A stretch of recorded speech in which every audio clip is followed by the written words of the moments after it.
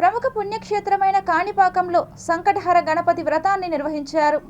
పౌర్ణమి గడిచిన 4వ రోజున ఆలయ ఆస్థాన మండపంలో సంకటహర గణపతి వ్రతాన్ని నిర్వహించడం ఆనవాయితీ. ఉదయం 10 గంటల నుంచి 11 గంటల వరకు, సాయంత్రం 5 గంటల నుంచి 6 గంటల వరకు వ్రతాన్ని నిర్వహించారు. రాత్రి 7 నుంచి 8 గంటల మధ్యలో స్వర్ణరథంలో గణనాథుడు భక్తులకు దర్శన భాగ్యం కల్పించారు.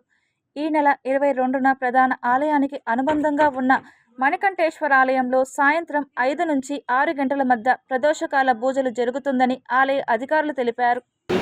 వరసిద్ధి వినాయక అనగా ఏమైతే మనం కోరుకున్నామో దాన్ని సిద్ధించేందుకు అనుగ్రహించే స్వామి.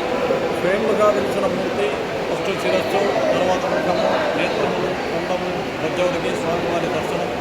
ఆ నీళ్ళల్లో ఉండటం స్వామి చాలా విశేషం. కాబట్టి ఈ వరసిద్ధి వినాయక స్వామి వారి ఆలయాన్ని, క్షేత్రాన్ని వచ్చి దర్శించండి. ఈ వ్రతంలో పాల్గొనండి.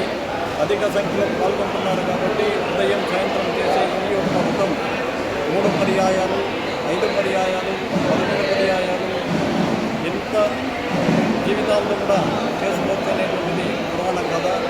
కాబట్టి తమరు సౌకర్యార్థం వచ్చి ఈ వ్రతాన్ని చేసి అధ్యాపన